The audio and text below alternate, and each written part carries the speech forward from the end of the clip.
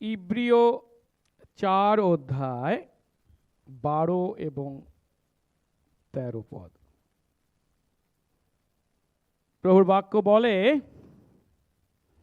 কেননা ঈশ্বরের বাক্য জীবন্ত ও কার্যসাধক এবং সমস্ত দ্বিধার খড়গ অপেক্ষা তীক্ষ্ণ এবং প্রাণ ও আত্মা, গ্রন্থি ও মজ্জা এই সকলের বিভেদ পর্যন্ত মর্মবেধী এবং হৃদয়ের চিন্তা ও বিবেচনার সূক্ষ্ম বিচারক। আর তাহার সাক্ষাতে কোনো সৃষ্ট বস্তু অপ্রকাশিত নয়, কিন্তু তাহার চক্ষু গোচরে সকলই নগ্ন ও অনাবৃত রহিয়াছে, যাহার কাছে আমাদিগকে নিকাশ দিতে হবে। আমেন। প্রার্থনা করি। পবিত্র মঙ্গলময় স্বর্গস্থ পিতা, তোমার ধন্যবাদ করি, তোমারই অনুগ্রহে তোমার দাস ও দাসী আমরা তোমার চরণতলে মিলিত হয়েছি, তোমার দিনে, তোমার গৃহে, তোমার নামে। আর প্রভু, এই সময় আমরা তোমার বাক্য থেকে পাঠ, অধ্যয়ন ও শিক্ষার সুযোগ পেয়েছি। ইব্রিয় 4 অধ্যায় 12 এবং 13 পদ আমরা পাঠ করেছি, যেখানে আমরা তোমার বাক্য তথা ঈশ্বরের বাক্যের ক্ষমতা তথা সেই বৈশিষ্ট্য তুমি আমাদের কাছে তুলে ধরেছ। দয়া করো প্রভু, তোমার সেই বাক্যের সম্মুখে উপস্থিত আমরা তোমার বাক্যকে তোমার বাক্য জ্ঞানে গ্রহণ করতে এবং তোমার বাক্যের ক্ষমতা উপলব্ধি করে আমাদের জীবনে তোমার সেই বাক্যের আশীর্বাদ ভোগ করতে আমাদের প্রত্যেককে তোমার আত্মার পরিচালনা তুমি দান করো। তুমি উচ্চীকৃত, গৌরবান্বিত হও। যিশু নামে এই প্রার্থনা চাই, আমেন। আমরা যদি খ্রিস্ট বিশ্বাসী হয়ে থাকি, তাহলে আমাদের প্রত্যেকের জীবনেই পবিত্র আত্মা কোনো এক সময় ঈশ্বরের বাক্যের মাধ্যমে আমাদের হৃদয়ে কাজ করেছেন। আর পবিত্র আত্মা যখন ঈশ্বরের বাক্যকে ব্যবহার করে আমাদের হৃদয়ে কাজ করেন, তার সেই কাজকে বাইবেল বলে নতুন জন্ম। অর্থাৎ শারীরিকভাবে মাতার গর্ভে যদিও আমরা জন্মগ্রহণ করেছি, কিন্তু ঈশ্বরের পরিবারে জন্মগ্রহণ আমরা তখনই করি যখন ঈশ্বর তার আত্মা দ্বারা, তার বাক্যের মাধ্যমে আমাদেরকে সন্তান করেন। পবিত্র আত্মা যখন ঈশ্বরের বাক্যকে ব্যবহার করে আমাদেরকে নতুন জন্ম দিয়েছেন, তখন আমরা নিজেদেরকে পাপী বলে স্বীকার করেছিলাম এবং সেই পাপ থেকে উদ্ধার পাবার জন্যই আমরা যিশুকে, কেবলমাত্র যিশুকে আমাদের প্রভু ও পরিত্রাতা বলে গ্রহণ করেছিলাম।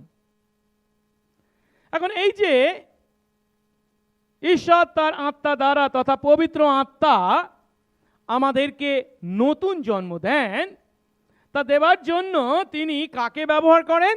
ঈশ্বরের বাক্যকে।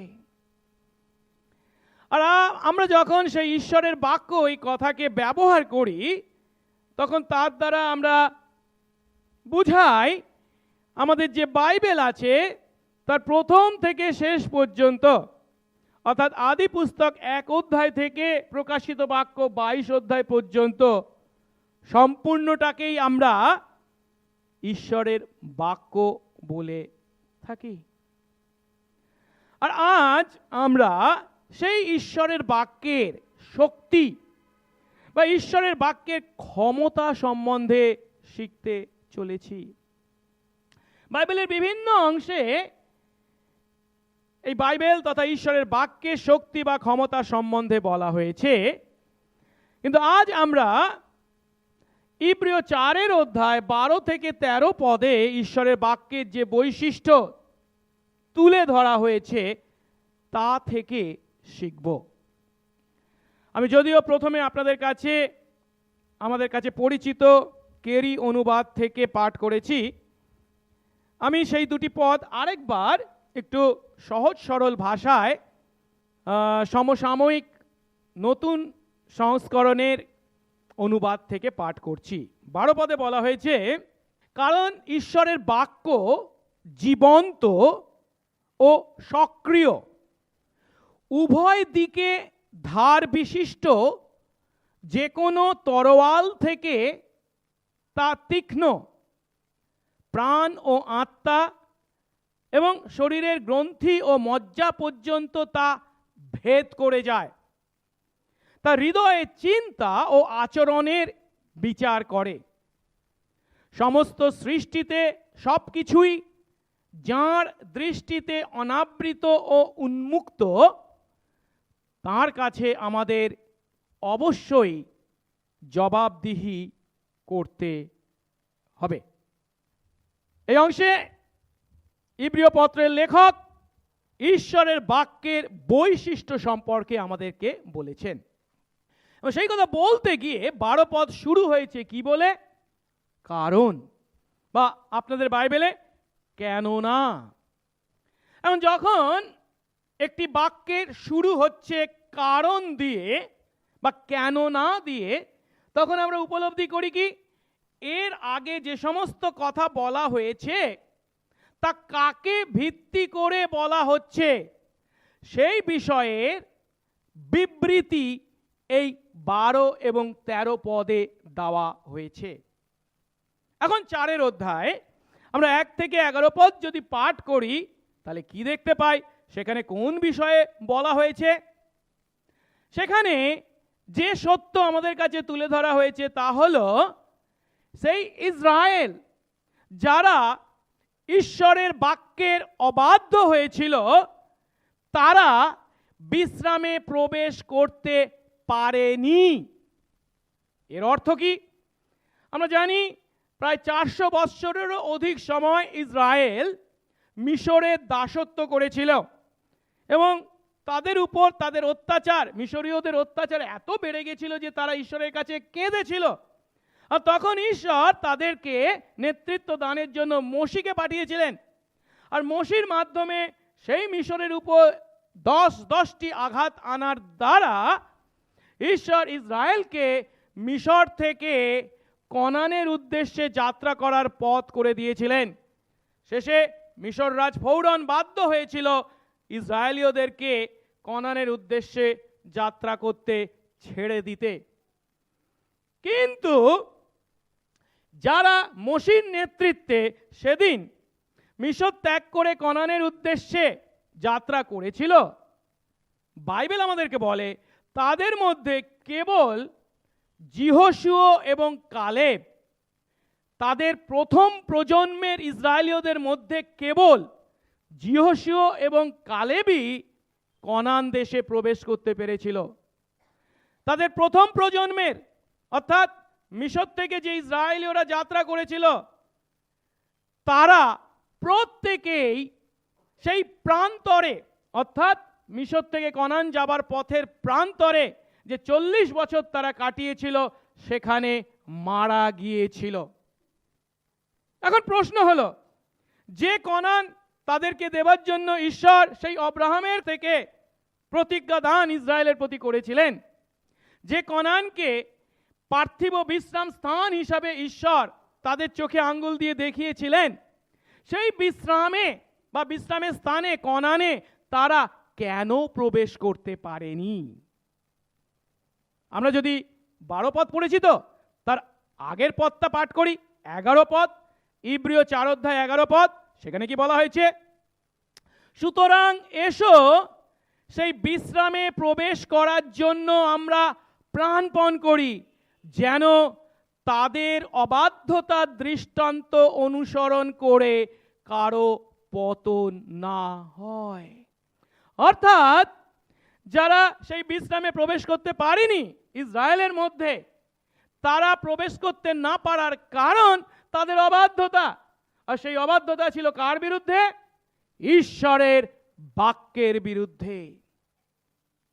এখন ঈশ্বরের বাক্যের বিরুদ্ধে তাদের অবাধ্যতার কারণে যে ইসরায়েল বা ইসরায়েলের অধিকাংশ মানুষ কনানে প্রবেশ করতে পারেনি, প্রান্তরেই তাদের মৃত্যু হয়েছিল, এই দৃষ্টান্ত দেবার মাধ্যমে ইব্রিয় পত্রের লেখক আজ বিশ্বাসী আমাদেরকে তথা ইব্রিয় পত্র তিনি যে সমস্ত বিশ্বাসীদের উদ্দেশ্যে লিখছেন তাদেরকে বলছেন, তোমরা সাবধান হও।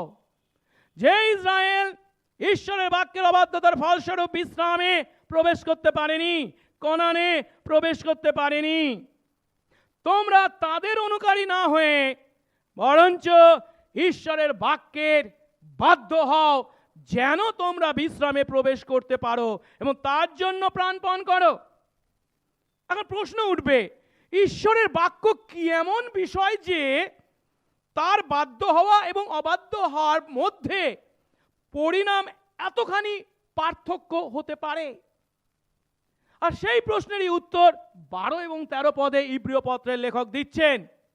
কারণ তারা যে ঈশ্বরের বাক্যের অবাধ্য হয়েছিল সেই ঈশ্বরের বাক্যের শক্তি ও ক্ষমতা তোমরা জানো কি না? সেই ঈশ্বরের বাক্য হচ্ছে জীবন্ত, সক্রিয় এবং দুদিকেই ধার বিশিষ্ট এমন খড়গ বা তরোয়ালের ন্যায় বা তার থেকেও তীক্ষ্ণ, যা প্রাণ ও আত্মা, গ্রন্থি ও মজ্জা পর্যন্ত ভেদ করে হৃদয়ের চিন্তা এবং আচরণের বিচার করে। কেবল তাই নয়, সেই ঈশ্বরের বাক্যের মাধ্যমেই ঈশ্বর এই পৃথিবীতে সমস্ত কিছু তার সৃষ্টি দেখে চলেছেন, তার দৃষ্টিতে সবই অনাবৃত, উন্মুক্ত। কেবল তাই নয়, এই ঈশ্বরের বাক্যকেই ভিত্তি করে তিনি শেষ দিনে আমাদের হিসাব নিকাশ নেবেন, আমাদেরকে জবাবদিহি করতে হবে। আর তাই ইব্রিয় পত্রের লেখক আজ বিশ্বাসী আমাদেরকে সেই প্রশ্নের মুখোমুখি করেছে, এই ঈশ্বরের বাক্যকে আমি কি জ্ঞানে গ্রহণ করেছি?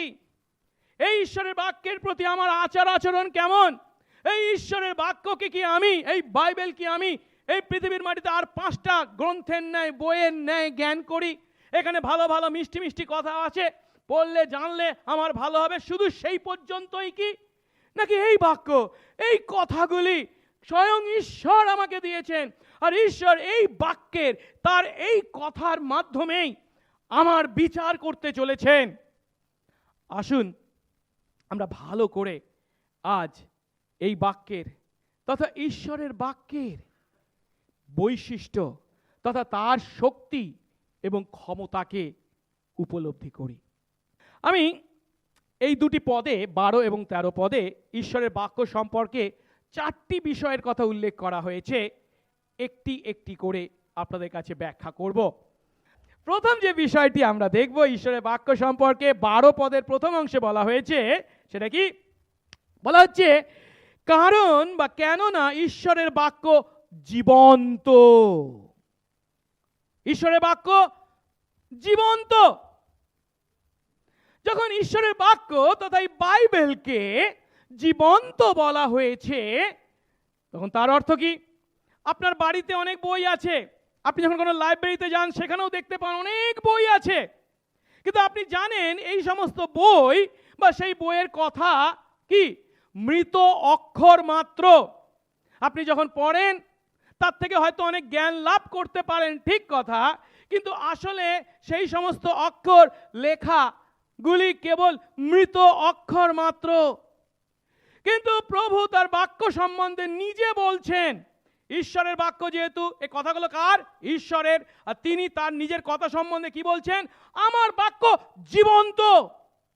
আর যখন তিনি বলছেন আমার বাক্য জীবন্ত, তখন তার অর্থ ঈশ্বরের বাক্য তথা বাইবেল পৃথিবীর অন্য 5টা বইয়ের ন্যায় মামুলি বই নয়। এই বাক্য জীবন্ত, এর মধ্যে ক্ষমতা বর্তমান, আর এর দ্বারা পৃথিবীর মাটিতে যত পুস্তক আছে তাদের মধ্যে বাইবেল যে অদ্বিতীয় স্থান গ্রহণ করেছে তা আমাদের চোখে আঙ্গুল দিয়ে দেখিয়ে দেওয়া হচ্ছে। এখানে জীবন্ত এই শব্দের জন্য এই বাইবেল যে ভাষায় প্রথম লেখা হয়েছিল, অর্থাৎ গ্রিক ভাষায় যে শব্দটি ব্যবহার করা হয়েছে জোন, তার অর্থ খুবই গুরুত্বপূর্ণ, কারণ সেই গ্রিক শব্দের অর্থ যদি আমরা উপলব্ধি করি তাহলে উপলব্ধি করি যে এই কথাগুলো কটা মৃত অক্ষর নয়, কিন্তু তা ঈশ্বরের কথা হওয়ায় তা জীবন্ত, আর জীবন্ত বাক্য হিসাবে, জীবন্ত কথা হিসাবে এগুলি প্রতিটি প্রজন্মের মানুষের জীবনে শক্তি সহকারে কাজ করতে সক্ষম। এখন অনেক মানুষকে আমরা দেখতে পাই, আমাদের চারপাশে হয়তো অনেক মানুষের সঙ্গে পরিচয় ঘটেছে, এমনকি মণ্ডলীর মধ্যেও আমরা এমন অনেক মানুষকে দেখতে পাই, তারা এমন কথা বলেন, না মানে আমি বাইবেল পড়েছি, বারবার পড়েছি, কিন্তু তেমন প্রেরণা আমি লাভ করতে পারিনি। অনেকেই আছেন, আমার বাইবেল স্কুলে ছেলেরাও আছে, তারা বলে বাইবেল পড়ি কিন্তু বুঝতে পারি না। কারণ বুঝতে হবে বিষয়টি, তারা নিজেরা যদিও বাইবেলের মধ্যে প্রবেশ করেছেন, কিন্তু ঈশ্বরের বাক্য তাদের মধ্যে প্রবেশ করেনি। আমাদের যেটা প্রয়োজন, ঈশ্বরের বাক্য যেহেতু জীবন্ত, তা চুপ করে এক জায়গায় বসে থাকবার জন্য নয়, তা যে সব সময় সক্রিয় কাজ করে চলেছে, তার মধ্যে যে জীবন আছে এ সত্য জেনে সেই জীবন্ত বাক্যকে আমাদের হৃদয়ে, আমাদের জীবনে কাজ করতে দেবার জন্য, কথা বলতে দেবার জন্য সেই বাক্যের কাছে নিজেকে সমর্পণ করা। বিষয়টা হচ্ছে, আমি নিজেকে এতখানি জ্ঞানী বুদ্ধিমান বলে মনে করি, আমার চিন্তা এবং জ্ঞান বুদ্ধির কাছে ঈশ্বরের কথা বা ঈশ্বরের বাক্য যদি আমার যুক্তিতে গ্রহণীয় হয় তবে সেটা আমি গ্রহণ করব, আর যদি গ্রহণীয় না হয় আমি গ্রহণ করব না। তার মানে আমি ঈশ্বরের বাক্যের উপরে কাকে স্থান দিয়েছি? নিজেকে। আমার যুক্তি, আমার জ্ঞান, আমার বুদ্ধিতে এটা হতে পারে না, এটা কখনো হতে পারে নাকি? যিশু নাকি কুমারী মরিয়মের গর্ভে জন্মগ্রহণ করেছে, একজন কুমারী কি কখনো মানুষের জন্ম দিতে পারে? সে কি কখনো মা হতে পারে? এটা কি সম্ভব? আমার যুক্তি জ্ঞান বুদ্ধিতে এটা অসম্ভব, ঠিক কথা। আর পাঁচজন বিজ্ঞান যুক্তিকে নির্ভরশীল মানুষের কাছেও এটা অসম্ভব। মানুষের কাছে যদি অসম্ভব, কিন্তু আমরা এই বাক্যকে কি জ্ঞানে পাঠ করা শুরু করেছি? কার বাক্য? ঈশ্বরের বাক্য। আর ঈশ্বরের বাক্য যদি হন, সেই ঈশ্বর নিজেকে এই বাইবেলে কিভাবে প্রকাশ করেছেন? তিনি সব পারেন, একটা বিষয় পারেন না, সেটা কি? মিথ্যা বলতে পারেন না। তার কথা সত্য কথা। এখন তিনি যদি বলছেন যে হ্যাঁ যিশু কুমারী মরিয়মের গর্ভে জন্মগ্রহণ করেছেন, এটা কার কথা? ঈশ্বরের কথা। ঈশ্বরের কথা হলে তা সত্য কথা। আমি যখন নিজের জ্ঞান বুদ্ধি যুক্তিকে নামিয়ে রেখে ঈশ্বরের বাক্যকে ঈশ্বরের বাক্য জ্ঞান করে গ্রহণ করি, হ্যাঁ ঈশ্বর তুমি পারো অসম্ভবকে সম্ভব করতে, তুমি পারো অলৌকিক কাজ সাধন করতে, তুমি তোমার বাক্যের দ্বারা যদি এই বিশ্ব ভূমণ্ডল সৃষ্টি করতে পারো, একজন কুমারীর গর্ভে একটি ভ্রূণকে তৈরি করতে পারো না, এটি কি হতে পারে? এই যুক্তিতে আপনার বাক্য, আপনার সামনে সেই ঈশ্বরের বাক্য কতখানি সত্য আপনি তা উপলব্ধি করতে পারবেন। আর তাই প্রয়োজন ঈশ্বরের বাক্য যেন আপনার মধ্যে প্রবেশ করতে পারে। তার জন্য ঈশ্বরের বাক্যকে, ঈশ্বরের বাক্য জ্ঞানে তার সেই জীবন্ত শক্তির কাছে নিজেকে একবার সমর্পণ করে দেখুন, তাকে আপনার জীবনে কাজ করতে দিন। প্রভু তার আপন অনুগ্রহে তার আত্মা দ্বারা এই বাক্যকে যখন আমার আপনার জীবনে ব্যবহার করেন, যখন তিনি আপনাকে আমাকে নতুন জন্ম দেন, তখন এই বাক্য যখন আমরা পাঠ করি, তখন নতুন দৃষ্টিকোণ দিয়ে, চোখ খুলে, হৃদয় খুলে আমরা সেই বাক্যের গভীরে প্রবেশ করার সুযোগ পাই, সেই আশীর্বাদ লাভ করি।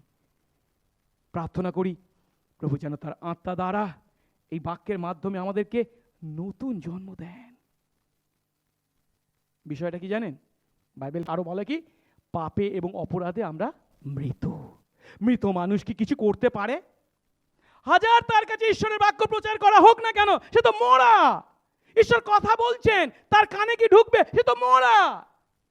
তাকে আগে কি হতে হবে? জীবিত হতে হবে, তবে না তার কানে ঢুকবে, তবে না সেই কান দিয়ে হৃদয়ে ঢুকবে। ঈশ্বর তার আত্মা দ্বারা যখন আমাদেরকে আত্মিকভাবে জীবিত করেন, যখন আমরা নতুন জন্ম লাভ করি, তখন এই বাক্যই এতদিন কত শুনেছি, শুধু এপার দিয়ে ওপার দিয়ে বেরিয়ে গেছে। পালক মশাই কত চিৎকার করেছেন, কেন করেন মনে হয়েছে কি সময় কখন শেষ হবে, কেন ঘড়ির কাঁটা এগোচ্ছে না। কিন্তু যখন আমরা নতুন জন্ম পাই, আত্মিক জন্ম লাভ করি, ঈশ্বরের আত্মা যখন আমাদেরকে তার বাক্যের নিগুড় তত্ত্ব প্রকাশ করেন, তখন মনে হয় কি এত তাড়াতাড়ি শেষ হয়ে গেল, আর একটু শুনলে ভালো হতো নাকি। প্রভু তোমার আর একটু বাক্য দাও, তোমার কথা শুনতে চাই, তোমার বাক্য জীবন্ত, সেই জীবন্ত বাক্য আমার হৃদয়ে যেন কাজ করে। প্রভু অনুগ্রহ করুন যেন তার সেই আত্মা দ্বারা আমাদেরকে তার বাক্যের মাধ্যমে নতুন জন্ম দেন, তার বাক্যকে নতুন করে দেখবার, উপলব্ধি করবার, সেই বাক্যের গভীরে প্রবেশ করবার চোখ এবং অন্তর যেন তিনি দেন। দ্বিতীয়ত, ঈশ্বরের বাক্য সম্বন্ধে বলা হয়েছে কি, কেননা ঈশ্বরের বাক্য জীবন্ত, এবং তারপরে বলেছে কি 2 নম্বর, কার্য সাধক। কার্য সাধক মানে হচ্ছে সক্রিয়। সক্রিয় মানে কি? চুপচাপ বসে থাকে না, সবসময় কি করে? কাজ করে। গ্রিক বাইবেলে এই কার্য সাধক বা সক্রিয় এই শব্দটি এই অর্থের জন্য যে গ্রিক শব্দ ব্যবহার করা হয়েছে সেটা হচ্ছে এনার্গেস, যে শব্দ থেকে ইংরেজি শব্দ এনার্জি বা এনার্জেটিক, শক্তি, এই শব্দ এসেছে। আর এই শব্দের আক্ষরিক অর্থ হলো কাজে নিযুক্ত। কাজে নিযুক্ত মানে কি? সে কাজ করছে, হাত পা গুটিয়ে বসে আছে এমনটি নয়। ঈশ্বরের বাক্য সবসময় কি? সক্রিয়, অ্যাক্টিভ, ইনঅ্যাক্টিভ নয়। তাই আপনি যখন বা আমি যখন খবরের কাগজ পড়ি বা পত্রিকা পড়ি, ম্যাগাজিন পড়ি, তখন আমরা বিভিন্ন তথ্য, ইনফরমেশন লাভ করতে পারি। ধরুন আমি একটা উপন্যাস পড়ছি, তার মাধ্যমে আমি অনেক সময় বিভিন্ন প্রেরণা লাভ করতে পারি। আমি একটা কবিতা পাঠ করবার পর হয়তো আবেগে ভেসে যেতে পারি। কিন্তু ঈশ্বরের বাক্য তা জীবন্ত এবং সক্রিয় হওয়ার কারণে তা আমাদেরকে কি করে? রূপান্তরিত করে। চেঞ্জ বা ট্রান্সফরমেশন, পরিবর্তন বা রূপান্তর আমাদের মধ্যে আনে। আমি অনেক তথ্য লাভ করতে পারি, তথ্য পেয়েছি বলে যে আমি পরিবর্তিত হই তা নয়। আমি অনেক প্রেরণা পেয়েছি বা আগে পেয়েছি বলে যে আমি পরিবর্তিত হই তা নয়। কিন্তু পরিবর্তিত হওয়ার জন্য তার মধ্যে এমন শক্তি দরকার যে শক্তি আমাদের মধ্যে কাজ করে। ঈশ্বরের বাক্য জীবন্ত এবং সক্রিয়। আর তাই আমরা যখন বাইবেল পাঠ ও অধ্যয়ন করি, তখন তা আমাদের হৃদয়কে স্পর্শ করে। আমাদের জীবনের বিভিন্ন প্রয়োজন ঈশ্বরের বাক্য পূর্ণ করে। আমাদের সকলের একটি জানা পদ আছে, যিশাইয় 55 অধ্যায় 10 এবং 11 পদ। ঈশ্বর স্বয়ং তার বাক্য সম্বন্ধে, তার কথা সম্বন্ধে উক্তি করেছেন। যিশাইয় 55 অধ্যায় 10 এবং 11। 10 পদে বলা হচ্ছে, যেমন বৃষ্টি ও তুষার, তুষার মানে হচ্ছে স্নো, ইংরেজিতে যাকে স্নো বলে, বাংলায় সেটাকে হিম বা তুষার বলা হয়েছে। বৃষ্টি ও তুষার যেমন আকাশ থেকে নেমে আসে আর সেখানে ফিরে যায় না, বরং মাটিকে জলসিক্ত করে তাতে ফুল ও ফল উৎপন্ন করে, যেন তা বপনকারীকে বীজ এবং মনুষ্যকে খাদ্য দান করতে পারে, তেমনি ঈশ্বর বলছেন আমার বাক্য, ঈশ্বরের বাক্য আমার মুখ থেকে যা নির্গত হয় তা নিষ্ফল হয়ে আমার কাছে ফিরে আসবে না, কিন্তু আমি যেমন চাই তা সম্পন্ন করবে এবং যে উদ্দেশ্যে তা প্রেরণ করি তা সাধন করবে। সহজ কথা, ঈশ্বর কি বলছেন? আচ্ছা তোমরা জানো তো বৃষ্টি উপর থেকে নিচে পড়ে বা তুষার বা স্নো উপর থেকে নিচে পড়ে? হ্যাঁ জানি। আচ্ছা কোনোদিন দেখেছো এই জল বা বৃষ্টি বা তুষার নেমে আসছে সেটা যেমনটি আসে তেমনটি উপরে উঠে যায়? না, তার পরিবর্তে যখন নেমে আসে কি করে? মাটিকে ভেজায়। আর মাটিকে ভেজানোর ফলস্বরূপ সেই মাটিতে ফুল ফোটে, ফল ধরে গাছে, যার ফলস্বরূপ বপনকারী আবার কৃষিকাজ করবার জন্য বীজ পায় সেই গাছ থেকে, সেই ফল থেকে। আর মানুষরা ধান, গম বা ফল মূল বা সবজি এগুলো লাভ করে কিসের জন্য? তাদের খাদ্যের জন্য। ঠিক একইভাবে ঈশ্বর বলছেন, আমার বাক্য সেই বৃষ্টি বা তুষারের ন্যায় যা নির্গত হয় আমার মুখ থেকে, তা কখনো নিষ্ফল হয়ে কোনো কাজ না করে বেকার বেকার ফেললাম তা হবে না। সব সময় কাজ করবে, ফল উৎপন্ন করবে। কি ফল উৎপন্ন করবে? কার বাক্য? ঈশ্বরের বাক্য। তিনি যেমনটি ইচ্ছা করেন তেমনটি তা কাজ করবে। প্রভু আমাদেরকে যেন আশীর্বাদ করেন। ঈশ্বরের বাক্যের মধ্যে এই সক্রিয়তাকে যেন আমি আমার জীবনে উপলব্ধি করি। আপনি যখন সকালবেলা উঠে বাইবেল পড়েন, আমাদের মণ্ডলীর বিশ্বাসীরা আপনারা কত আশীর্বাদযুক্ত যে প্রত্যেক দিন আমি আপনাদের জন্য বাইবেল থেকে একটা অংশ পাঠাচ্ছি এবং সেটা ছোট্ট করে ব্যাখ্যা দিচ্ছি, এবং তার উপরে ঈশ্বর কেমন ব্যক্তি সে সম্বন্ধে আপনি পড়ে জানতে পাচ্ছেন। এর মাধ্যমে ঈশ্বর আপনাকে আমাকে কি শিক্ষা দিচ্ছেন তাও পড়ে জানতে পাচ্ছেন। প্রার্থনারও অংশ একটা পাচ্ছেন। মানে শাস্ত্রের যে কোনো অংশের উপর তার ব্যাখ্যা আপনি উপলব্ধি করতে পাচ্ছেন। কিন্তু আপনি যদি সেই বাক্যটি পাঠ করলেন, কেবল পাঠ করলেন, কিন্তু তার মাধ্যমে যদি কিছু না পাচ্ছেন, আপনাকে ব্যক্তিগতভাবে ঈশ্বর সেই বাক্য কি বলছে যদি উপলব্ধি না করতে পারেন, তার মানে যেন ঈশ্বরের বাক্য নিষ্ক্রিয় হয়ে পড়েছে, কোনো কাজ করে না আপনার জীবনে। প্রার্থনা সহকারে ঈশ্বরের বাক্য খুলুন, পাঠ করুন, বাক্যের অর্থ বুঝবার চেষ্টা করুন, এবং এর মাধ্যমে প্রভু তুমি আমাকে কি বলতে চাইছো তা উপলব্ধি করুন। শুধু বাইবেলের কটা পদ মুখস্থ করলে হবে না। যিশুই পথ, সত্য, জীবন, না ছাড়া না আসলে কেউ পিতার কাছে যেতে পারে না, ধন্য সেই ব্যক্তি, এই সমস্ত পদ হয়তো অনেকের মুখস্থ আছে। বাইবেলের বিভিন্ন অংশে কয়েকটি পদকে মুখস্থ করে রাখে, আমি এই মনে করি যে বাক্য আমার জানা হয়ে গেছে, বাইবেল ঈশ্বরের বাক্য আমি জানি সব। তাহলে আমাদের ভুল চিন্তা। পরিবর্তে প্রথম থেকে শেষ পর্যন্ত আদি পুস্তক 1 অধ্যায় থেকে প্রকাশিত 22 অধ্যায় সবটাই হচ্ছে ঈশ্বরের বাক্য, এবং প্রত্যেকটি বাক্যই হচ্ছে আমার জীবনে সমান গুরুত্বের অধিকারী, তাৎপর্যের অধিকারী, এবং প্রত্যেকটি বাক্য আমার জীবনে একইভাবে সক্রিয় কার্যক্ষমতার অধিকারী। তার জন্য আমাদেরকে সেই বাক্যকে ভালোবাসতে হবে, পাঠ করতে হবে, অধ্যয়ন করতে হবে।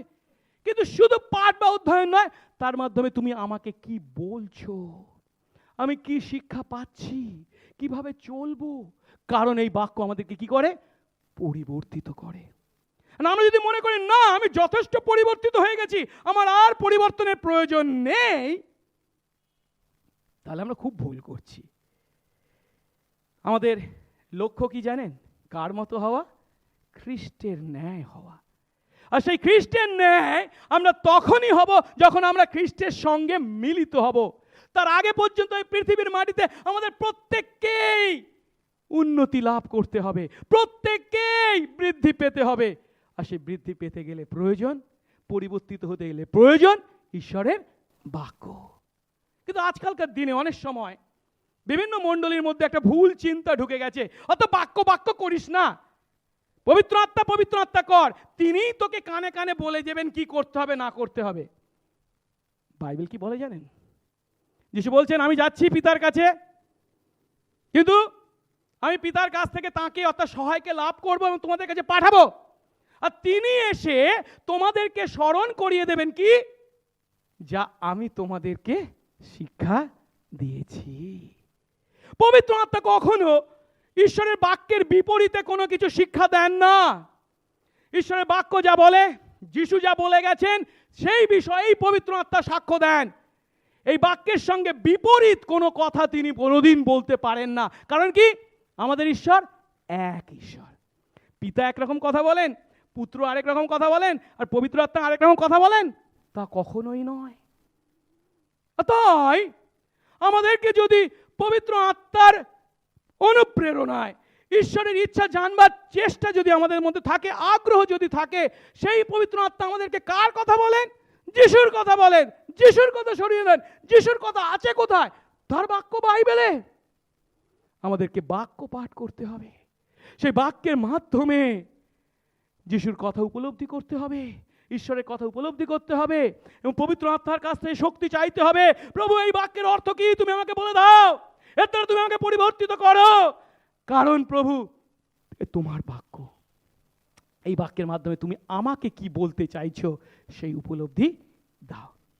তৃতীয়ত, ঈশ্বরের বাক্য সম্বন্ধে কি বলা হয়েছে? আমরা পড়ি 12 পদের দ্বিতীয় অংশ।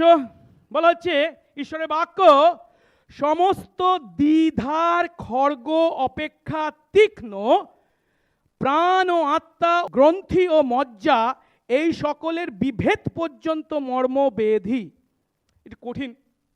সহজ কথায় ঈশ্বরের বাক্য হলো কেমন না, উভয় দিকেই ধারালো এবং তা উভয় দিকে ধার বিশিষ্ট তরোয়ালের থেকেও তীক্ষ্ণ। এবং তা কি করতে পারে? প্রাণ, আত্মা বা শরীরের গ্রন্থি ও মজ্জা পর্যন্ত ভেদ করে যায়, হৃদয়ের চিন্তা ও আচরণ পর্যন্ত বিচার করে। সহজ কথায় ঈশ্বরের বাক্য হচ্ছে আমাদের হৃদয়কে ভেদকারী, হৃদয় ভেদকারী, মর্মভেদী। আমরা জানি যখন পঞ্চসপ্তমীর দিনে পিতর প্রচার করেছিলেন, কি বলছেন ইসরায়েলের উদ্দেশ্যে? তোমরা যাকে ক্রুশে দিয়েছ, সেই যীশু খ্রিস্ট, তাকে ঈশ্বর প্রভু ও পরিত্রাতা করেছেন। আর তারপরে বলা হচ্ছে কি, পিতরের সেই কথা শুনে লোকেরা শেলবিদ্ধ হলো, হৃদয়ে শেলবিদ্ধ হলো। তার মানেটা কি? পিতর যদিও কথা বলছেন, সেই পিতর কার কথা বলছেন? ঈশ্বরের কথা বলছেন। আর সেই ঈশ্বরের কথা বা ঈশ্বরের বাক্য শুনে তারা হৃদয়ে যেন একটা কি বলে, খড়গ এসে, বল্লম এসে বা তরোয়াল এসে যেন তাদের হৃদয়কে কেটে দুটুকরো করে দিচ্ছে। এ কি করেছি আমি, এ কি করেছি আমরা? প্রভু, তোমাকে আমরা চিনতে পারিনি, তুমি এসেছিলে আমাদের উদ্ধার করতে, আমরাই কিনা তোমাকে ক্রুশে দিয়ে হত্যা করেছি। ঠিক একইভাবে আজ সেদিনকার সেই পিতরের প্রচারের মতো আমরা যখন ঈশ্বরের বাক্য পাঠ করি, অধ্যয়ন করি, ঈশ্বরের বাক্যকে, ঈশ্বরের বাক্য জ্ঞানে তা গ্রহণ করি, এই বাক্য আমাদের হৃদয়কে শেলবিদ্ধ করে, আমাদের পাপকে আমাদের চোখের সামনে দেখিয়ে দেয়, আমাদের অপরাধকে আমাদের চোখের সামনে দেখিয়ে দেয়।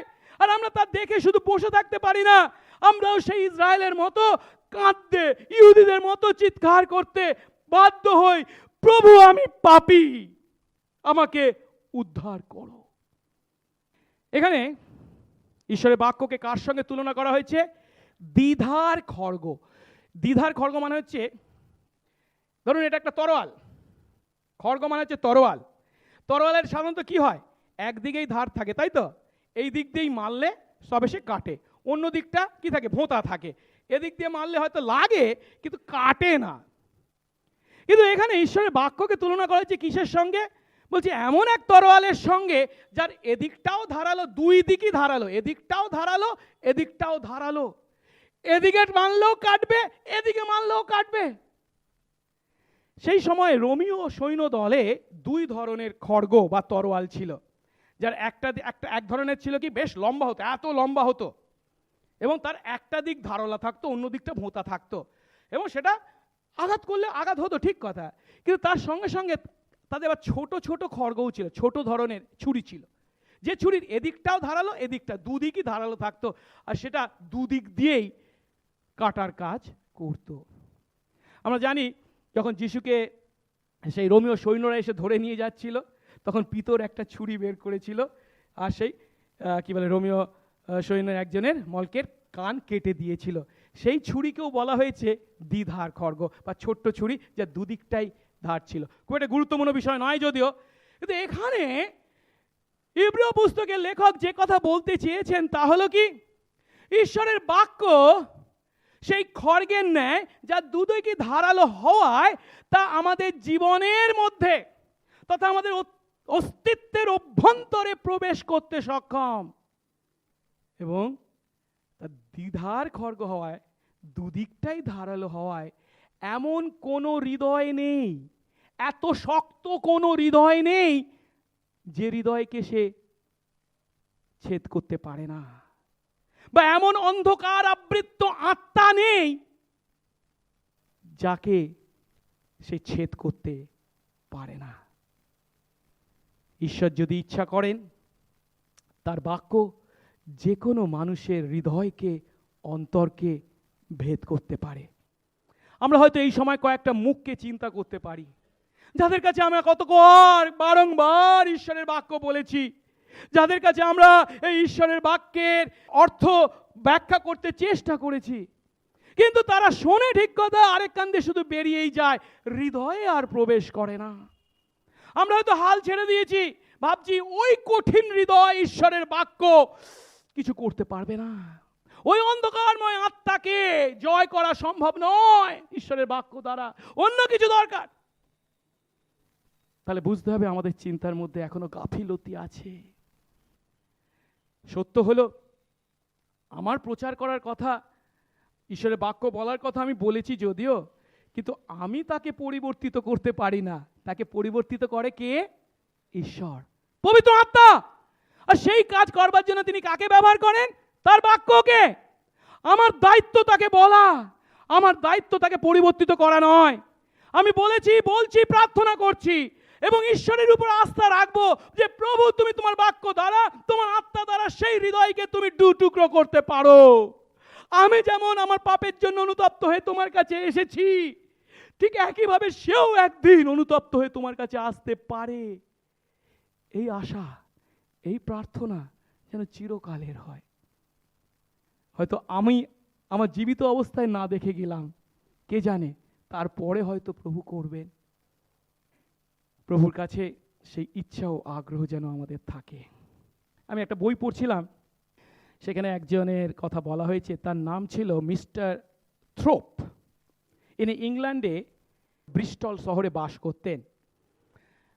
অষ্টাদশ শতাব্দী, অনেক বছর, প্রায় 200 বছর আগেকার কথা। আর তিনি একটি ক্লাবের মেম্বার ছিলেন। ক্লাবটার নাম হচ্ছে হেল ফায়ার ক্লাব, নরকের আগুন নামে একটি ক্লাবের তিনি সদস্য ছিলেন। আর সেই সময়, সেই অষ্টাদশ শতাব্দীতে একজন প্রচারক ছিলেন যার নাম ছিল জর্জ হুইটফিল্ড। আর তিনি অনেক মানুষের কাছে ঈশ্বরের সুসমাচার, যিশুর সুসমাচার প্রচার করেছেন। অনেক মানুষ পরিবর্তিত হয়েছে, অনেক মানুষ ঈশ্বরের কাছে এসেছে। কিন্তু এই মিস্টার থ্রোপ এই নরকের আগুনের মেম্বার হওয়ার ফলস্বরূপ সব সময় কিভাবে জর্জ হুইটফিল্ডকে অপদস্থ করা যায়, তাকে লোকদের দৃষ্টিতে ব্যঙ্গ বিদ্রুপ করা যায়, তার চেষ্টা চালাতেন। আর এই মিস্টার থ্রোপ খুব সুন্দরভাবে অন্যকে নকল করতে পারতেন। আর তিনি এবং তার বন্ধুরা এই হুইটফিল্ডকে তির্যক আখ্যা দিয়েছিলেন, স্কুইন্টাম। আর তাই তারা কি করতেন না, খুবই পারদর্শিতার সঙ্গে এই হুইটফিল্ডের গলার স্বর নকল করতেন এবং তার অঙ্গভঙ্গি নকল করে তাকে ব্যঙ্গ বিদ্রুপ করতেন। আমি একটা উদাহরণ দিচ্ছি। হুইটফিল্ড হয়তো এরভাবে প্রচার করতেন, ঈশ্বরের সামনে আমরা সবাই পাপী, আসুন আমরা আমাদের পাপের জন্য অনুতপ্ত হয়ে ঈশ্বরের কাছে ফিরে আসি। আর তারা ব্যঙ্গ করে বলতেন, ঈশ্বরের সামনে আমরা সবাই সৎ ধার্মিক, আর তাই ঈশ্বরের কাছে যাওয়ার কোনো প্রয়োজন নেই, ওই হুইটফিল্ডকে চিনুন, সব মিথ্যা ইত্যাদি, তাকে ব্যঙ্গ বিদ্রুপ করত। তার জীবনের ইতিহাস পাঠ করছিলাম, সেখানে বলা হচ্ছে একদিন তিনি অনেক মানুষের সামনে এইভাবে লোকদেরকে হুইটফিল্ডের কাছ থেকে দূরবর্তী করবার জন্য এই ধরনের কথাই বলছিলেন, হুইটফিল্ডের ব্যঙ্গ বিদ্রুপ করে, এবং তাকে তার নামে অনেক অপদস্থ করবার জন্য অনেক অনেক কথা বলছেন এবং বলবার জন্য ঈশ্বরের বাক্যে ভাঁজ দেবার চেষ্টা করছিলেন। কিন্তু বলতে বলতে হঠাৎ ঈশ্বরের বাক্য তার হৃদয়ে এবং সেই বাক্যের অর্থ তার হৃদয়কে ছেদ করে। এত ব্যঙ্গ বিদ্রুপ করছিলেন, লোক হাসাচ্ছিলেন, হঠাৎ তিনি যেখানে দাঁড়িয়ে করছিলেন সেখানে বসে পড়েন। তারপর তিনি স্বীকার করছেন, সেই মুহূর্তে ঈশ্বরের বাক্য আমার হৃদয়কে এমনভাবে শেলবিদ্ধ করে যে আমি উপলব্ধি করেছি যা করছি আমি বা করেছি এতকাল সব ভুল, মিথ্যা, আমি পাপী অপরাধী বলে ঈশ্বরের কাছে কাঁদেন, পরিবর্তিত হন, অনুতপ্ত হন, ঈশ্বরের সন্তান হন, এবং তিনি পরে ওই ব্রিস্টল শহরে একজন খ্রিস্টীয় সুসমাচারের প্রচারকে রূপান্তরিত হন। ঈশ্বরের বাক্যের কাজ ঈশ্বর পারেন। কিন্তু শুধুমাত্র যে থ্রোপকে দেখে এই সত্য আমাদেরকে উপলব্ধি করতে হবে তা নয়, আমাদের মধ্যেও হয়তো অনেকে আছেন যারা এই সত্য তাদের জীবনে উপলব্ধি করেছেন। আমি শুনতাম আমাদের চার্চের প্রাচীন সৌমিত্র ছোটবেলায় রোববার হলেই যারা চার্চে যেত তাদেরকে ঢিল মারতো যেন চার্চে না যায়। চার্চে কেন যায়? ওদেরকে বাধা বিদ্রুপ ব্যঙ্গ করবার জন্য সেই কাজ করত। কিন্তু উপযুক্ত সময় ঈশ্বর তার বাক্য দ্বারা তার হৃদয়ে কথা বলেছেন, পরিবর্তিত করেছেন। এখনো যদি আপনি ঈশ্বরের কাছ থেকে দূরবর্তী থাকেন, এখনো যদি সেই ঈশ্বরের বাক্য যে জীবন্ত, সক্রিয়, হৃদয় ভেদকারী সেই উপলব্ধি যদি নাও পেয়ে থাকেন, প্রভুর কাছে প্রার্থনা করুন। আপনার বিশ্বাসী অন্য ভাইকে বলুন একটু আপনার জন্য প্রার্থনা করতে। প্রভু সেই অলৌকিক কাজ আমার আপনার জীবনে সাধন করতে পারেন, তার শক্তিতে আস্থা রাখুন। চতুর্থ বিষয়, ঈশ্বরের বাক্য আমাদের চিন্তা ও বিবেচনার সূক্ষ্ম বিচারক।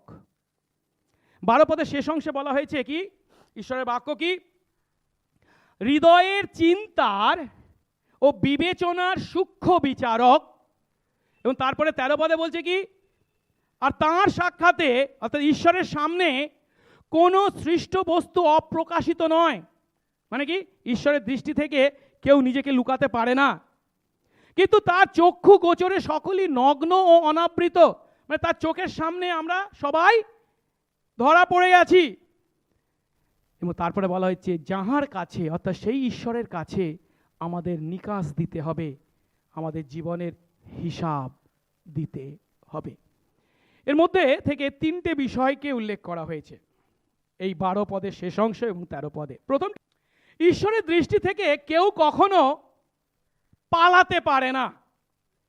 এর অর্থ সাধারণত যেটা ঘটে কি, আমরা যখন বিভিন্ন সমস্যার সম্মুখীন হই, বিভিন্ন আঘাত পাই, তখন আমরা চাই ঈশ্বর যেন আমাদের প্রতি তার কৃপা, করুণা, অনুগ্রহ দেন, তার দৃষ্টি দেন।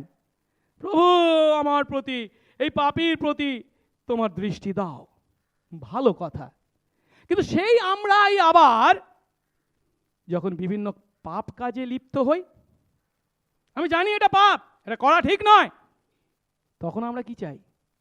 প্রভু একটু চোখ বন্ধ করে থাকো, প্রভু তুমি একটু অন্যদিকে তাকাও, এদিকটা দেখো না। কিন্তু 12 পদের শেষ অংশে বলছে কি না, ঈশ্বরের বাক্য আমাদের হৃদয়ে চিন্তা ও বিবেচনা পর্যন্ত সূক্ষ্ম বিচারক। অর্থাৎ আমি মনে মনেই চিন্তা করছি, মুখে হয়তো বলিনি, আমার পাশের লোক পর্যন্ত জানে না, আমার স্ত্রী পর্যন্ত জানে না, আমার ছেলে মেয়েরা পর্যন্ত জানে না, কিন্তু কে জানে? ঈশ্বর জানেন। এবং সেই চিন্তা বা সেই বিবেচনার সূক্ষ্ম বিচারক মানে হচ্ছে তিনি তার সমালোচনা করেন, তিনি তার উপরে বিচার চালান। সেই বাক্য যদি আমাদের হৃদয়ে থাকে, সেই বাক্যের প্রতি যদি আমরা সমর্পিত জীবনযাপন করি, যখন আমি মনে মনে বলছি প্রভু আমি এই পাপ কাজ করতে চলেছি, তুমি দেখো না, একটু আড়ালে থাকো, চোখ বন্ধ করে থাকো, ঈশ্বরের বাক্য আমাকে বলবে কি এই যে চিন্তাটা পর্যন্ত আমি করছি, এই চিন্তাটাও ঈশ্বর জানেন, তিনি তার বিচার করবেন, তিনি তার সমালোচনা করছেন, তিনি তার দ্বারা আমাকে বিচারিত করবেন। কারণ তার চোখ এড়িয়ে আমরা কোথাও পালাতে পারি না। আপনি বলবেন তাহলে যখন মন্দ চিন্তা আসে, খারাপ চিন্তা আসে, তখন আমরা কি করব? একটু চুরি করতে ইচ্ছা হয়, মিথ্যা কথা বলতে ইচ্ছা হয়, কারণ তা করলে হয়তো একটু লাভ হবে। তখন আমি কি করব? মার্টিন লুথার একটা ভালো কথা বলে গেছিলেন, আমাদের মাথার উপর দিয়ে পাখিদের উড়ে যেতে দিন, কিন্তু মাথার উপর পাখিকে বাসা বাঁধতে দেবেন না। তার মানে কি, অনেক সময় এই সমস্ত চিন্তা আসে, কুচিন্তা, মন্দ চিন্তা, পাখির মতো, এটা উড়ে যাক। এই চিন্তাগুলোকে ঠেকিয়ে রাখা খুব কষ্টকর এই পৃথিবীর মাটিতে। আমরা এই পাপপূর্ণ পৃথিবীতে বসবাস করি, যখন এই সমস্ত কুচিন্তা আসে মাথার উপর দিয়ে, তাদেরকে উড়ে যেতে দিন, আসুক, চলে যাক, সঙ্গে সঙ্গে পুষে রাখবেন না, মাথার উপর বাসা বাঁধতে দেবেন না। যদি বাসা বাঁধতে দেন, ওই কুচিন্তা, ওই পাপ চিন্তা, ওই মধ্য চিন্তা আপনাকে অনেক নিচে নামাবে। এখন এই যে মার্টিন লুথারের কথা আমি বলছি, মার্টিন লুথার কি তার নিজের জ্ঞানে বুদ্ধিতে এই কথা বলেছেন? না, তিনি এই শিক্ষা, তিনি এই সত্য কোথা থেকে লাভ করেছেন? বাক্য থেকে, ঈশ্বরের বাক্য থেকে। যখন বাক্য আমাদেরকে বলছে, ধন্য সেই ব্যক্তি যে দুষ্টদের মন্ত্রণায় চলে না, পাপীদের পথে দাঁড়ায় না, নিন্দুকদের সভায় বসে না। যেখানে ঈশ্বর চান না এমন চিন্তা আমার মাথায় খেলছে, এবং আমি সেটাকে রেখে দিচ্ছি, বাসা বাঁধতে দিচ্ছি, মানে আমি নিন্দুকদের সভায় বসছি, আমি নিন্দুকদের সঙ্গে সঙ্গে হাতে হাত মিলাচ্ছি, তালে তাল মিলাচ্ছি, আমি দুষ্টদের কথা, দুষ্টদের পথে চলছি। কিন্তু ঈশ্বরের দৃষ্টিকে আমরা এড়াতে পারি না, তার দৃষ্টি থেকে কোথাও পালাতে পারি না। তা যদি আমরা জানি, বিশ্বাস করি, উপলব্ধি করি, সেই বাক্য আমাদেরকে সব সময় তার দৃষ্টির নিচে যে আমি বাস করছি, কোরাম দেও, তা জেনে তার গৌরবার্থে জীবনযাপন করতে, সেই বন্ধ চিন্তা, পাপ চিন্তা যদি এসে থাকে, তার জন্য অনুতপ্ত হয়ে তার কাছে ফিরে আসতে, ক্ষমা চাইতে যেন আমরা দেরি না করি। দ্বিতীয়ত, ঈশ্বর সমস্তই দেখতে পান, আর তাই তার কাছ থেকে কিছু আমরা লুকাতে পারি না। 13 পদে কি বলেছে? তার সাক্ষাতে, তার মানে ঈশ্বরের সাক্ষাতে, মানে ঈশ্বরের সামনে সমস্ত সৃষ্ট বস্তুই হচ্ছে নগ্ন।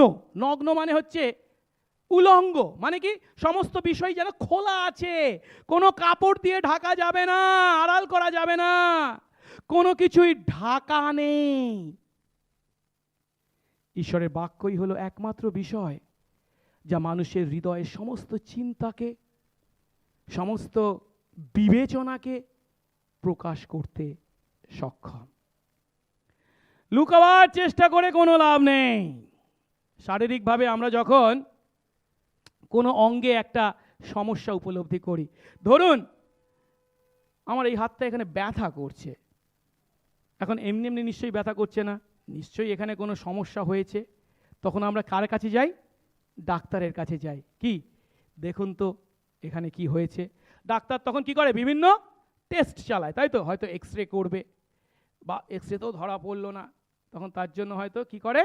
সোনোগ্রাফি করে, তাই তো, ইত্যাদি। কি সমস্যা হয়েছে তা ধরবার জন্য।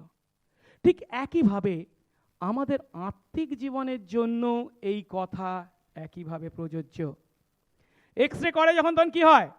আমি উপরে উপরে হাড় দেখতে পাচ্ছি, হাড় ভেঙে গেছে, উপরে উপরে দেখা যাচ্ছে, হয়তো হাত দিলে হয়তো একটু কিছু বোঝা যাচ্ছে, কিন্তু জাস্ট ক্র্যাক হয়েছে, ধরুন ক্র্যাক মানে বুঝতে পেরেছে কি বলে, একটু চিড় ধরেছে। ও কি হাত দিয়ে কেউ বুঝতে পারে চিড় ধরেছে? কিন্তু প্রচন্ড ব্যথা করছে। কিন্তু এক্স রে করলে কি হবে? মাংস ভেদ করে ঢুকে গিয়ে সেখানকার ছবি তুলে দেবে, তাই তো। ঠিক একইভাবে যদিও মাংস দেখে হাড় আমার চোখে ঢাকা পড়ে আছে, মাংস দিয়ে ঢাকা আছে, কিন্তু এক্স রে কি করবে? সেই ঢাকা সরিয়ে দিয়ে, ঢাকনা সরিয়ে দিয়ে ভিতরের চেহারাকে ধরে দেবে। ঈশ্বরের বাক্যও ঠিক একইভাবে বলছে কি, সমস্তই তার সাক্ষাতে উন্মুক্ত বা অনাবৃত। এখানে এই উন্মুক্ত বা অনাবৃত থাকার জন্য যে গ্রিক শব্দ ব্যবহার করা হয়েছে, সেই গ্রিক শব্দটাকে গ্রিক ভাষায় ব্যবহার করার জন্য বলা হচ্ছে, কারুর ঘাড়কে যখন পিছন দিকে ঘুরিয়ে ধরা হয়, যার ফলস্বরূপ তার উপরের দিকে দৃষ্টি দেয়, সেই কাজটাকে বলা হয়েছে। এর অর্থ কি? যখন মল্লযুদ্ধ হয়, মানে কুস্তি হয়, রেসলিং হচ্ছে, তখন কি হয়? একজন যখন আরেকজনের উপর চেপে ধসে, ধরুন এ উবুড় হয়ে পড়েছে, এর উপরে পিঠে বসেছে, এবার কি করে? সে তার মাথাটা এইভাবে ঘুরায়, তার ফলে সব কোথায় যায়? চোখটা উপর দিকে যায়। এখানে সেই একই শব্দ ব্যবহার করা হয়েছে। ঈশ্বরের বাক্য হচ্ছে এমন বিষয় যা ঘাড় ঘুরিয়ে উপরের দিকে তাকাতে আমাদেরকে বাধ্য করে। অর্থাৎ ঈশ্বরের বাক্যের সামনে আমরা একেবারে অসহায় হয়ে পড়ি। যখন আমার পিঠের উপর চুপে বসেছে এবং ঘাড় ঘুরাচ্ছে, তখন আমার আর কিছু করার থাকে না, সমস্ত শক্তি হারিয়ে ফেলি। আমাদের সমস্ত গোপনীয়তা তার কাছে প্রকাশিত হয়। আপনার জীবনে এমন কোনো বিষয় আছে কি যা কেবল আপনি জানেন আর আপনি ভাবছেন আর কেউ জানে না? তা যদি মনে করেন তাহলে আপনি ভুল করছেন। ঈশ্বরের কাছ থেকে কখনোই কিন্তু আপনি কোনো বিষয়কে গোপন রাখতে পারেন না, তিনি সব জানেন। কেবল তাই নয়, তার সঙ্গে সঙ্গে ডাক্তার যখন দেখবে এখানে চিড় ধরেছে, ও একটু চিড় ধরেছে, কোনো ব্যাপার না, বলবে কি না, সেই রোগ নির্ণয় করবার পর তার জন্য উপযুক্ত প্রেসক্রিপশন, মানে কি উপযুক্ত ওষুধ ব্যবহার করবার জন্য আপনাকে নির্দেশ দেবে। ঠিক একইভাবে ঈশ্বরের বাক্য কেবল যে আমাদের রোগ নির্ণয় করার ক্ষমতার অধিকারী তা নয়, আমাদেরকে বিভিন্ন কাজের উদ্দেশ্য এবং প্রেরণা জুগিয়ে থাকে, যা আমাদেরকে সেই সমস্ত মন্দ আচরণ থেকে ফিরতে সাহায্য করে। ঈশ্বরকে আমরা আমাদের বাহ্যিক আচরণের দ্বারা ঠকাতে পারি না। এমনকি আমাদের আভ্যন্তরীণ ইচ্ছা কি তাও তিনি জানেন। আর তাই আমাদের বাহ্যিক আচরণের দ্বারা যদিও আমরা মানুষকে ঠকাতে পারি, কিন্তু যে ঈশ্বরকে পারি না তা যেন সবসময় মনে রাখি। কারণ তিনি আমাদের কি দেখেন? বাইরেটা নন, তিনি আমাদের কি দেখেন? ভিতরটা। আমি উপরে উপরে না তোমাকে আমি কত ভালোবাসি, ও তোমার জন্য আমি আমার জীবন দিয়ে দিতে পারি ইত্যাদি বলতে পারি, কিন্তু মনের মধ্যে হয়তো অন্য চিন্তা আছে। ঈশ্বরকেও আমরা সেই কথা হয়তো মুখে উপরে উপরে বলছি, কিন্তু মনে চিন্তা করছি ঈশ্বরকে ব্যবহার করে আমি আমার কি কি জাগতিক ইচ্ছা পূর্ণ করতে পারি। তাহলে ভুল করছি। ঈশ্বরকে আমরা ঠকাতে পারি না। তিনি আমাদের হৃদয়ের ভিতরে চিন্তা বিবেচনা পর্যন্ত সব জানেন। আর তা যদি আমরা উপলব্ধি করি, কিছু লুকানো নয়, ভিতরে যেমন বাইরেও তেমন। প্রভুর কাছে স্বীকার করি। শেষ কথা বলে আমি শেষ করব, সেটি হচ্ছে কি, ঈশ্বর সমস্তই দেখতে পান, আর তাই আমরা তার কাছে কোনো অজুহাত দিতে পারি না। কোনো অজুহাত তার কাছে ধোপে টিকবে না। 13 পদে শেষ অংশে বলা হয়েছে কি, ঈশ্বরের কাছে আমাদের নিকাশ দিতে হবে, বা ঈশ্বরের কাছে আমাদের জবাবদিহি করতে হবে। আর এই বাক্য যখন আমরা পাঠ করি, তা আমাদেরকে আরেকবার স্মরণ করিয়ে দেয় যে একদিন আসতে চলেছে যেদিনে আমাদের প্রত্যেককে আমাদের জীবনের হিসাব নিকাশ তাকে দিতে হবে। রোমিও 14:12 পদে পৌল নিজে বলেছেন, সুতরাং আমাদের প্রত্যেক জনকেই ঈশ্বরের কাছে নিজের নিজের নিকাশ দিতে হবে বা জবাবদিহি করতে হবে। আবার রোমিও 3:19 পদে পৌল আরো বলেছেন, যেন সেই দিন কি হবে, প্রত্যেক মুখ বন্ধ হয় এবং সমস্ত জগৎ ঈশ্বরের কাছে জবাবদিহি করতে বাধ্য হয়। আরো পরিষ্কারভাবে পৌল 2 করিন্থীয় 5:10 পদে বলেছেন সেই দিনের কথা কি, কারণ আমাদের সকলকেই খ্রিস্টের বিচারাসনের সামনে দাঁড়াতে হবে।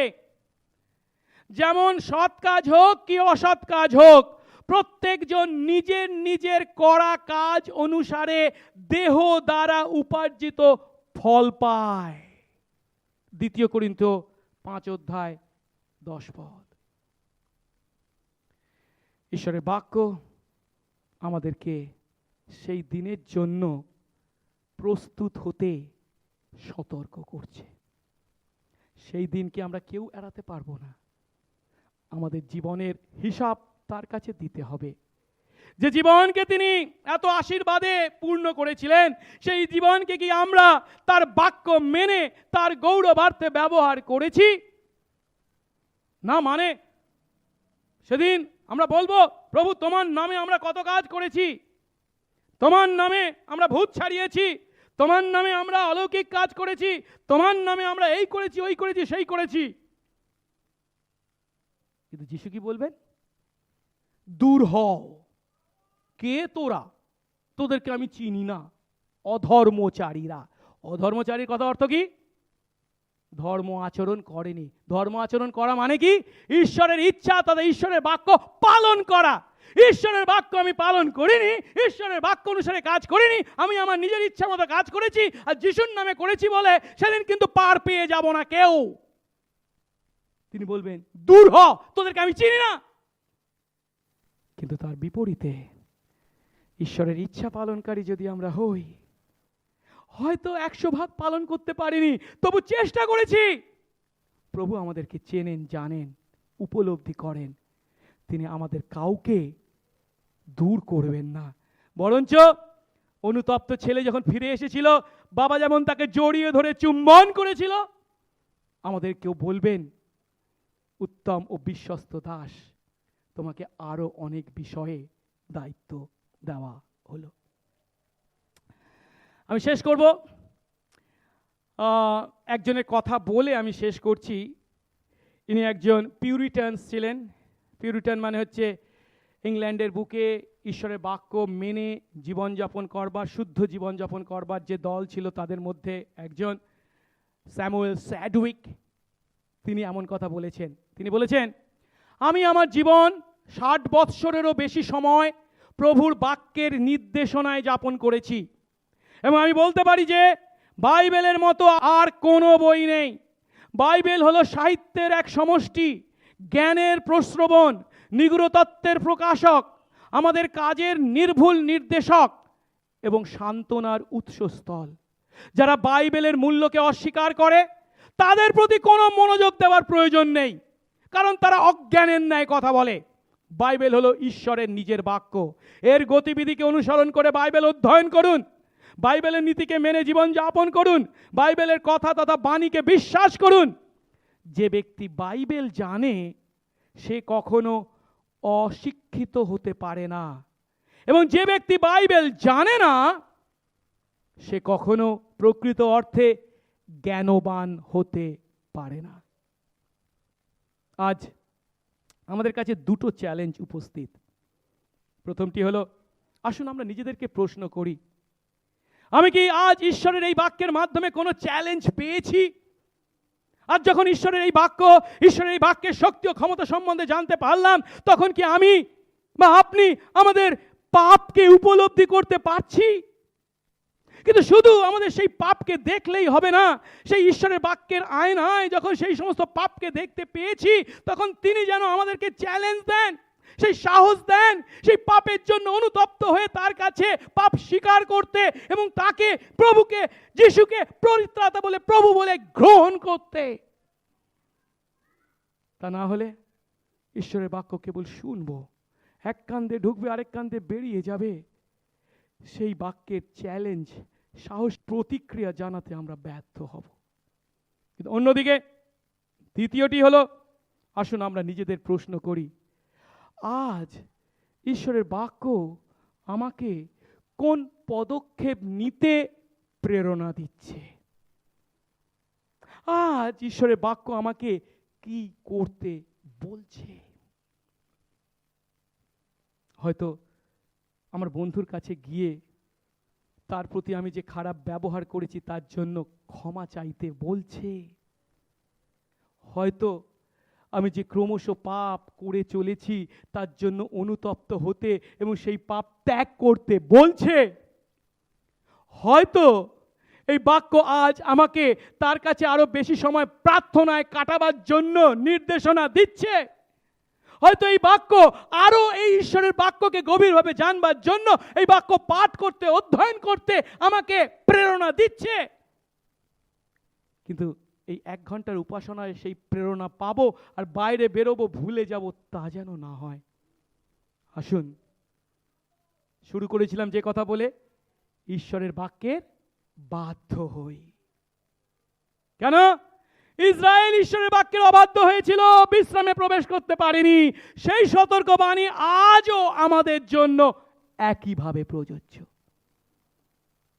ঈশ্বরের বাক্যের বাধ্য হই। আসুন প্রার্থনা করি। পবিত্র মঙ্গলময় স্বর্গস্থ পিতা, তোমার ধন্যবাদ করি। তোমার এই অনুগ্রহে, তোমার চরণতলে এই যে অনুগ্রহ সহভাগিতা মণ্ডলীর বিশ্বাসী আমরা মিলিত হয়েছি, সবটাই তোমার আশীর্বাদের ফল। যা পাবার যোগ্য আমরা যদিও কেউ ছিলাম না, কিন্তু আমাদের যোগ্যতা অনুসারে নয়, তোমার অনুগ্রহে, তোমার প্রেমে তুমি আমাদেরকে তোমার সন্তান করেছো। শুধু কি তাই, প্রতিটা দিন, প্রতিটা মুহূর্ত তোমার বাক্যের দ্বারা আমাদেরকে পথ দেখাচ্ছ। প্রতিটি মুহূর্তে প্রভু তুমি তোমার আত্মা দ্বারা আমাদেরকে শক্তি দিয়ে চলেছ। যে আত্মা তোমার বাক্যকে ব্যবহার করে, সেই শক্তি ও জীবন্ত ও সক্রিয় বাক্যকে, মর্মভেদী বাক্যকে ব্যবহার করে আমাদেরকে পথ প্রদর্শন করে থাকেন। দয়া করো প্রভু, কেবল তোমার বাক্য জানবো, তোমার বাক্যের সত্য বৈশিষ্ট্য উপলব্ধি করব, সেখানেই যেন না থেমে থাকি, আমরা যেন সেই বাক্যের প্রতি বাধ্য হই। আশীর্বাদ করো, সঙ্গে সঙ্গে থাকো, যিশু নামে এই প্রার্থনা চাই, আমেন।